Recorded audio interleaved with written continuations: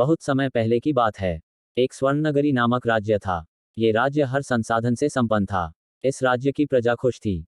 किसी को किसी चीज की कमी नहीं थी। स्वर्णनगरी के राजा की 2 रानियां थी।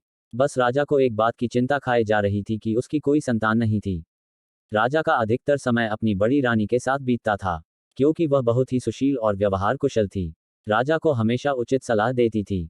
वह राज्य की परेशानियों का हल निकलकर राजा को बताती थी। राजा की छोटी रानी थी, वह बहुत ही कपटी और धूर्त थी। हमेशा अपनी तारीफ सुनना पसंद करती थी। छोटी रानी के एक दासी थी जो जादू टोना करना जानती थी और कई लोगों पर उसने इसका प्रयोग करके उनको बर्बाद किया था।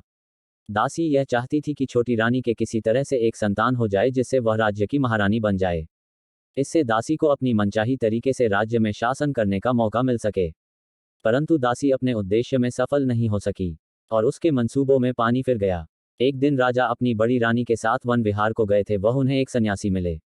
राजा रानी ने सन्यासी का काफी स्वागत सत्कार किया। राजा के इस सेवा से सन्यासी बहुत प्रसन्न हुए और उन्होंने राजा रानी को शीघ्र ही माता पिता बनने का आशीर्वाद दे दिया, जिसे सुनकर राजा रानी अति प्रसन्न हुए और महल वापस आ गए।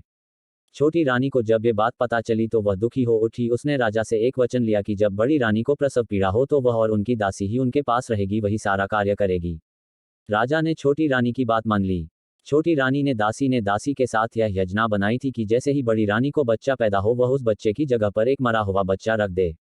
परंतु हुआ क्या कि बड़ी रानी ने एक पुत्र और एक पुत्री को जन्म दिया। बड़ी रानी बच्चों को जन्म देने के बाद बेहोश हो गई। रानी की बेहोशी का फायदा उठाते हुए दासी दोनों बच्चों को फलों की टोकरी में रखकर महल के बाहर ले गई और अपने गुप्तचर से उन दोनों को खत्म करने को कहा। जब तक वो महल वापस आई, छोटी रानी ने राजा के पास संदेश भिजवाया कि बड़ी रानी ने मरे हुए बच्चे को जन्म दिया है, जिसे सुनकर राजा को बहुत दुख हुआ और पूरे महल में शोक का माहौल बन गया। बड़ी रानी को होश आने पर बताया गया कि उसका बच्चा पैदा होते ही मर गया। ये सुनकर रानी को विश्वास नहीं हुआ। उसे सदमा लग गया। वह न किसी से बात करती थी, न ही सही से खाती पीती थी। उसकी हालत पागलों जैसी हो गई थी।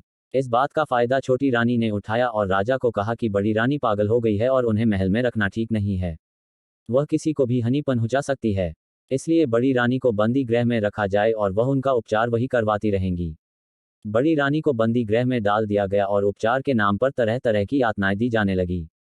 खाने के नाम पर उन्हें चोकर की रोटी और नारियल के खोपरे में पानी दिया जाता था। कुछ समय बाद राजा भी अपने राजकीय कार्य में तल्लीन हो गए और छोटी रानी को अपना प्रमुख सलाहकार बना दिया और राज्य के सभी कार्यों की जिम्मेदारी रानी को दे दी। अब तो पूरे राज्य पर जैसे छोटी रानी का ही राज्य था। दोस्तों, राजा रानी की कहानी पार्ट 2 और 3 आगे की कहानी भाग